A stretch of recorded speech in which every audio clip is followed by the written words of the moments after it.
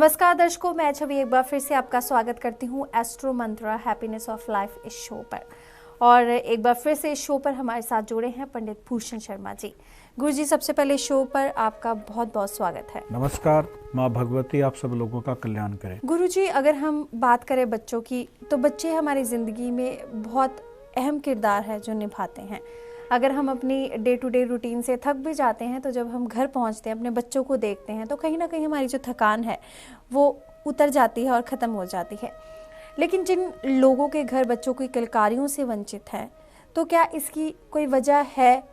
उनके ग्रह नक्षत्र ऐसे हैं जिन वजह से वो ऐसी किलकारियों से अभी भी जो हैं अलग हैं? देखिएगा, ज्योतिष के माध्यम से हमारा जो पंचम भाव होता है वो संतान से संबंध रखता है। बहुत हमारे पास ऐसे सवाल होते हैं और हर बार कोई ना कोई ऐसे कुंडलियाँ आती रहती हैं, वो पूछते रहते हैं कि हमें संतान नहीं है। तो संतान जो होती है उसका पंचम भाव होता है।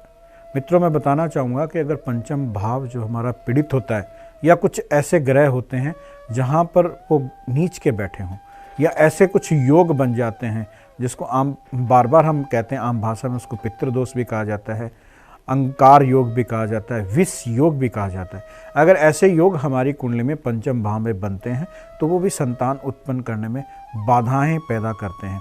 रहा आज के युग की बातें, तो मैं बताना चाहूँगा छवि कि अब वो समय नहीं रहा है। पहले क्या होता था कि एक समय के मुताबिक विवाह होता था, और वो समय के जो मुताबिक विवाह होते थे वो प्रक्रिया सबसे बढ़िया होती थी। क्योंकि मेडिकल भी कहता है अगर 35 साल की उम्र के बाद शादी होती है तो एक स्त्री को माँ बनने में 60% कमी तो आएगी।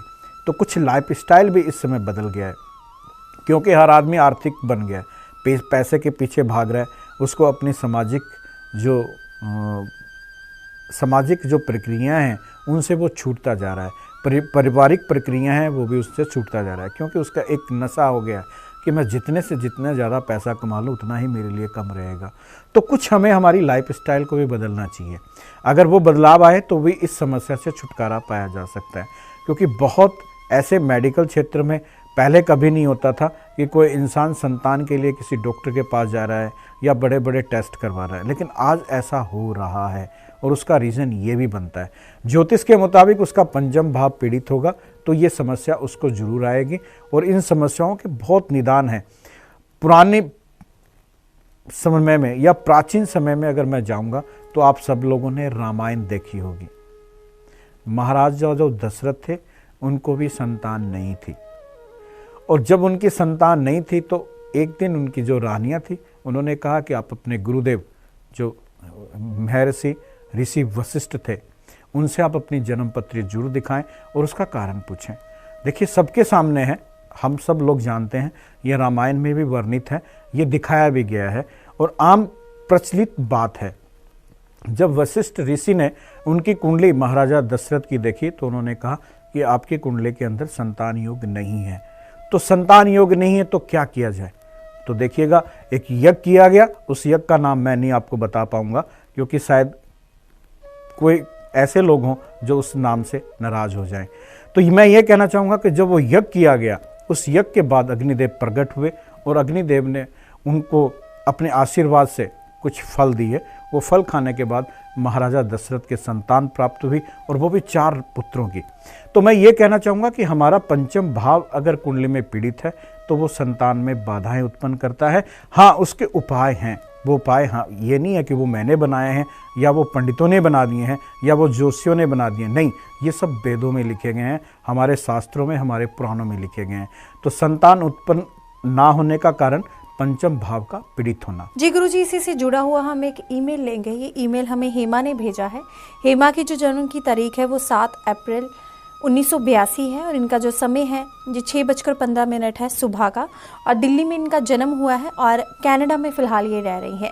ये कह रहे हैं कि 5 साल हो गए हैं इनकी शादी को, लेकिन अभी तक इनके कोई संतान नहीं हुई है, ये कंसीव नहीं कर पा रही। यहाँ तक कि डॉक्टरी इलाज है वो भी जो काफ़ी लंबे समय से चल रहा है। तो आप क्या कहेंगे इनके बारे में? हेमा जी, मैं आपको बताना चाहूँगा, आपने अपने पतिदेव की भी हमें डेट ऑफ बर्थ टाइम भेजा है, अपना ही भेजा है, लेकिन उनका हम शो नहीं करना चाहते हैं। आप नहीं चाहते हैं तो नहीं कर पाएंगे।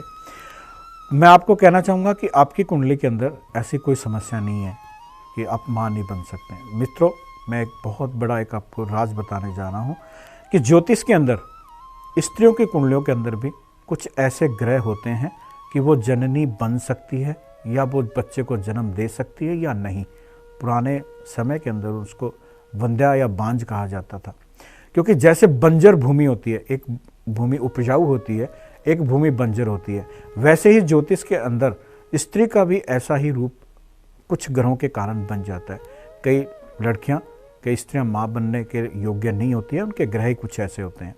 लेकिन यहाँ समस्या है, मैं आपके पतिदेव की कुंडली में है, उनके पंचम भाव में बुध है। दर्शकों, मैं कहना चाहूँगा कि बुध जो है वो एक नपुंसक ग्रह है, वो संतान उत्पन्न करने का उसके अंदर एक पावर नहीं होता, क्योंकि बुध कमजोर ग्रह माना गया है और ज्योतिष के अंदर बुध को किन्नर का रूप कहा गया है। अब बुध को अगर आप स्ट्रॉन्ग करना चाहें तो कुछ आप मेडिकल सहायता लें, बुध के कुछ उपाय करें। अगर आप करते हैं तो मैं निश्चित दावा करता हूं कि भगवान की दया आप पर बहुत ज़्यादा होगी और इस समस्या से आप छुटकारा पा जाएंगे। एक सिंपल सा उपाय हेमा आप अपने पतिदेव से कराएं। एक 8 अंगुल की चांदी की बांसुरी बनाकर किसी भी मंदिर में राधा कृष्ण की मूर्ति के आगे रखें। अगर हो सकते हैं हरिवंश पुराण का पाठ करें। अगर आप हरिवंश पुराण का जाप करते हैं या पाठ करते हैं तो निश्चित आप इस समस्या से छुटकारा पाते हैं। एक आप अपने घर के अंदर जहाँ पूजा स्थल बनाएं वहाँ अभिमंत्रित संतान गोपाल यंत्र रखें। तो ये अगर आप उपाय करते हैं तो मैं निश्चित कह सकता हूँ कि आपके घर के अंदर भगवान की कृपा से और कहते हैं कि गुरुओं के आशीर्वाद से जरूर संतान उत्पन्न होगी। जी हेमा, हम भी चाहते हैं कि ऐसी खुशियाँ आपके घर में भी आए और आप भी एक बच्चे की कलाकारी सुने अपनी ज़िंदगी में। Wish you all the luck. ये तो हेमा जी थी जिनका ये सवाल था। इसके अलावा और भी बहुत से ऐसे लोग हैं जिनके घर में संतान होती है लेकिन अक्सर बीमार रहती है, काफ़ी परेशान करती है, आज्ञाकारी नहीं होती। तो गुरुजी, ऐसी जो परेशानियाँ छोटी छोटी आम लोगों को होती हैं तो इसका क्या उपाय है? क्या कोई ऐसा हम टोटका या टिप्स हमें देंगे जिसकी वजह से हम अपनी संतान को एक अच्छी निरोगी संतान बना सकें और उनको अच्छे से जो उनको एक ओबीडेंट बच्चा बना सकें? क्या कहेंगे इसके बारे में? बहुत ही अच्छा सवाल है। सबसे पहले मैं आप मित्रों आपको बताना चाहूँगा कि हिंदू मैथोलॉजी में 16 संस्कार होते हैं। वो 16 संस्कार जैसे नामकरण करना, विवाह करना, दाह क्रिया करना, यज्ञोपवीत धारण कराना, ऐसे वो 16 संस्कार होते हैं। ज्योतिष के मुताबिक, कुछ धार्मिक ग्रंथों के मुताबिक, जब स्त्री गर्भवती होती है तो हर एक माह कोई ना कोई, हर एक महीने के अंदर कोई ना कोई उपाय किया जाता है। वो हर एक ग्रह से संबंध रखता है। अगर वो करते हैं तो निश्चित वो बच्चा जो पैदा होगा बिल्कुल अच्छा होगा, उसका स्वभाव बढ़िया होगा और उसके ग्रह भी बहुत अच्छे होंगे और आने वाले समय में वो अपना नाम भी रोशन करेगा, अपने माता पिता की भी सेवा करेगा। अब यहाँ रहा बच्चे निरोग कैसे रहें या बच्चों की पढ़ाई कैसी रहे या उनके स्वभाव को कैसे बदला जाए। देखिए, ये सब चीज़ें बच्चों के साथ जो संबंध रखती हैं उनके चंद्रमा के साथ, क्योंकि चंद्रमा जो ग्रह अगर पीड़ित होगा तो वो बच्चों को बचपन के अंदर, कुछ छोटी आयु के अंदर 7 साल या 10 साल की उम्र तक उनके स्वभाव को चिड़चिड़ा करेगा, उनकी सेहत को खराब करेगा। तो चंद्रमा पे अगर हम ध्यान देते हैं या गौर करते हैं या उसके उपाय करते हैं तो निश्चित तौर पे जो बच्चों की जितनी भी समस्याएं हैं वो उनकी सेहत के मामले में या उनके स्वभाव के मामले में वो हम दूर कर सकते हैं। कुछ छोटे से टिप्स हैं, कुछ उपाय हैं, अगर आप वो करते हैं। लेकिन मैं दर्शकों ये कहना चाहूँगा कि अगर आपके बच्चे की कुंडली में अदर कोई ग्रह खराब ना हो, केवल चंद्रमा ही पीड़ित हो, तो यह उपाय करें। कुत्ते को, बच्चे के हाथ से कुत्ते को दूध पिलाएं, ये बहुत अच्छा उपाय है। अगर बच्चा रात को दूध पीता है तो उसका कलर बदल दें, उसमें केसर डाल सकते हैं, हल्दी डाल सकते हैं। आजकल बहुत ऐसी चीज़ें हैं जो बच्चों को हम दूध में मिला के दे सकते हैं, तो उनका कलर बदल दें। बच्चे के जो कमरे हैं उनका जो कलर है आप बिल्कुल गहरा ना रखें। जैसे गहरा नीला कलर होता है, काला रंग होता है, ये बच्चों के कमरे में अच्छा नहीं होता, क्योंकि एक तरह से ये नेगेटिव पावर प्रदान करता है। उसके बाद अगर आप बहुत ही सरल उपाय करने चाहें, हर सोमवार को जब भी आप बच्चे को नहलाते हैं तो कुछ दूध की बूंदें उस पानी में डालिए और उसके बाद उस बच्चे को नहलाइए। अवश्य उसका स्वभाव भी बदलेगा और उसके जो स्वास्थ्य खराब है उसमें भी लाभ मिलेगा। जी बिल्कुल, आप बच्चों के ज़िंदगी को भी खुशहाल बना सकते हैं ऐसे छोटे छोटे उपाय करके। अब एक और ईमेल लेते हैं जी। ये ईमेल हमें भेजिए इकनूर कौर ने। इकनूर का जो जन्म की तारीख है गुरुजी, ये 18 अक्टूबर 1974 है और जो टाइम है वो 2:30 बजे है शाम का। और जो जगह है लंदन है। इनका जो सवाल है कि इनकी मैरिड लाइफ काफ़ी डिस्टर्ब है जब से इनकी शादी हुई है और इसी वजह से इनके कोई संतान भी नहीं है। तो क्या कहना चाहेंगे आप इकनूर के बारे में? देखिएगा अकनूर, आपने जो सवाल किया है, जो आपने डेट ऑफ बर्थ टाइम दिया, उसके मुताबिक जो आपकी कुंडली बनती है उसका सप्तम भाव बिल्कुल पीड़ित है और इतना भयंकर रूप से पीड़ित है कि कहते हैं ना, विवाह किया जाता है खुशियों के लिए, लेकिन आपके साथ तो बिल्कुल उल्टा हुआ है। जब से आपकी शादी हुई है आप मानसिक परेशानी में हैं और इतनी ज़्यादा परेशानी, इतनी ज़्यादा डिप्रेशन है कि आपका दिल करता है पता नहीं अब मेरे साथ क्या होगा और मैं दुनिया में पता नहीं कहाँ जाके रह पाऊँ। यहाँ कारण क्या बनता है? कारण है आपकी कुंडली के सप्तम भाव में चंद्रमा और उसके साथ शनि और उसी के साथ मंगल। ये तीनों ग्रहों का जो योग है वो इतना ज़्यादा खराब है, एक तरह से वो आपकी कुंडली में विष योग पैदा हो गया।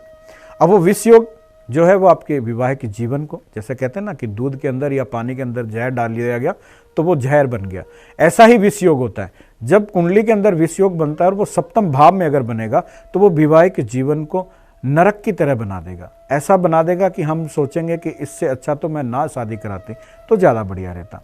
तो अगर आप इस विष योग से बचना चाहें तो कुछ सिंपल उपाय करें।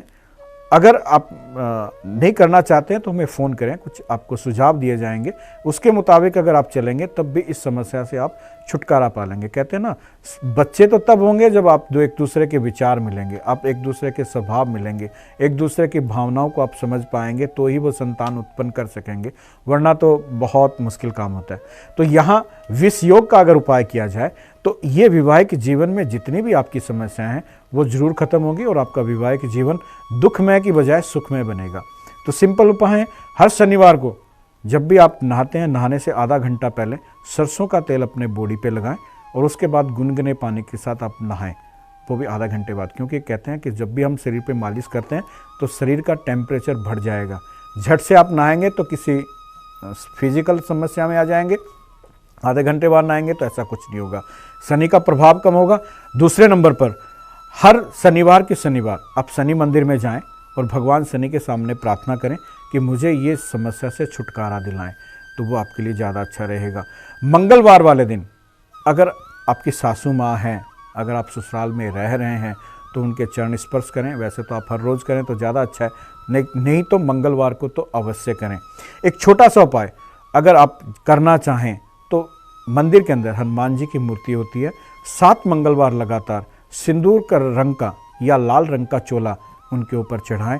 अवश्य इस समस्या से आप निजात जरूर पाएंगे, ये मेरा अपना मत है। जी बिल्कुल इकनूर, हमें पूरी उम्मीद है कि आपको आपके सवाल का जवाब मिल गया होगा।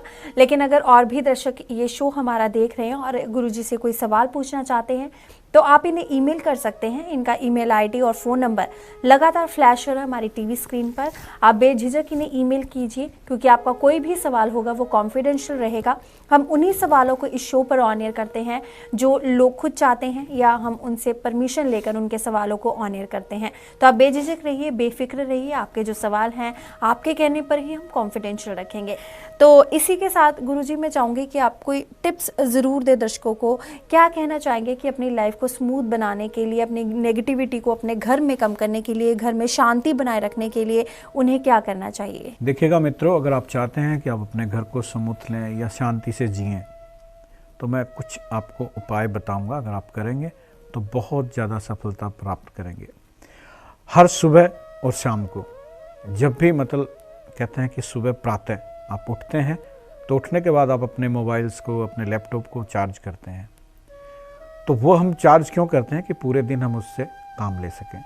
ऐसे ही मैं कहूँगा कि जब आप प्रातः उठते हैं तो जिस भी धर्म से आप संबंध रखते हैं उनकी पूजा करें, कुछ पाठ करें, कुछ मंत्र जाप करें, अपने आप को चार्ज करें, अपने विल पावर को बढ़ाएं, वो पूरे दिन आपको काम देगा। और सबसे बड़ी बात क्या है, वो दिन भी आपके लिए मंगलमय रहेगा और सुफलदायक रहेगा। अगर घर के अंदर कोई पूजा पाठ आप करेंगे, किसी भी तरह का मंत्र का जाप करेंगे, घर में दीपक घी का जलाएंगे। देखिएगा, दीपक में हम लोग कहते हैं कि पूजाओं में गाय का घी ही काम लिया जाता है। अगर आप गाय के घी का दीपक जलाते हैं तो मैं दावे के साथ कह सकता हूँ कि घर के अंदर जितनी भी नेगेटिव पावर है वो ख़त्म हो जाएगी। तो अगर आप ये करते हैं तो बहुत अच्छा है। इसके अलावा कुछ भी ऐसा एक नियम बनाएं, गौशाला जाएं, मंदिर जाएं, गुरुद्वारा साहिब जाएं, वहाँ आशीर्वाद मांगे, वहाँ मत्था टेकें, कुछ दान करें। अगर आप ये करते हैं तो निश्चित तौर से अपने जीवन को सुखमय बना सकते हैं। उसके बाद मैं आपको कहना चाहूँगा कि किसी भी दिन आप कुछ भी उपाय करें, कुछ ज्योतिष के मुताबिक आप अपने कलर चूज करें कि आपको किस रंग के कपड़े पहनने चाहिए और किस रंग के कपड़े नहीं पहनने चाहिए, वो भी आपके लिए शुभ फलदायक रहेगा। विशेष करके घर के अंदर मांगलिक चिन्ह लगाएं, जैसे एक ओमकार, स्वस्तिक, गणेश, ऐसे कुछ मांगलिक चित्र ही घर में रखें जो शुभ फलदायक रहते हैं। कोई भी लड़ाई के चित्र आप घर में ना रखें। विशेष करके हिंसक जो जानवर होते हैं उनके चित्र घर में बिल्कुल ना लगाएं, क्योंकि ये भी हमें एक नेगेटिव पावर देता है। दोस्तों, एक बहुत आपको अच्छा जानकारी देना चाहूँगा। वास्तु के मुताबिक अगर आपके घर की दीवार घड़ी जो है वो आवाज़ करती है, टिक टिक करती है, वो आपको परेशान करेगी, वो आपके घर के अंदर समस्याएं पैदा करेंगी। तो इस चीज़ का विशेष ख्याल रखें। घर के अंदर जितने भी इलेक्ट्रॉनिक्स आइटम हैं, या तो उनको ठीक रखें, अगर वो ख़राब हो चुके हैं तो उनको कबाड़ मत बनाएं, उनको घर से बाहर निकाल दें। क्योंकि जिन लोगों के घर के अंदर जितने भी इलेक्ट्रॉनिक्स आइटम खराब होते हैं, वो उन लोगों का राहु बिगड़ता है। और राहु एक ऐसा ग्रह है जो आपको डिप्रेशन में डालेगा, आपको मानसिक परेशानियां देगा, आपके शत्रु उत्पन्न करेगा और घर के अंदर कुछ अशांति का माहौल पैदा करेगा। क्योंकि राक्षस ग्रह है, जो करेगा वो उल्टा करेगा। तो कहते हैं ना कि सफाई रखना भी बहुत आवश्यक है। कुछ ऐसे उपाय करें जिससे आपका मन शांत रहे और ज्योतिष के मुताबिक भी चलें और धार्मिक रूप से भी चलें। तो दोनों तरफ चलेंगे तो जीवन सुखमय रहेगा। जी दर्शकों, इसी के साथ अब वक्त हो चला आप सबसे इजाजत लेने का। गुरुजी, शो पर आने के लिए आपका बहुत बहुत धन्यवाद। नमस्कार, जय माता दी। दर्शकों, इसी के साथ मुझे यानी कि छवि को दीजिए इजाजत। हम फिर से हाजिर होंगे इसी शो पर इसी समय। नमस्कार।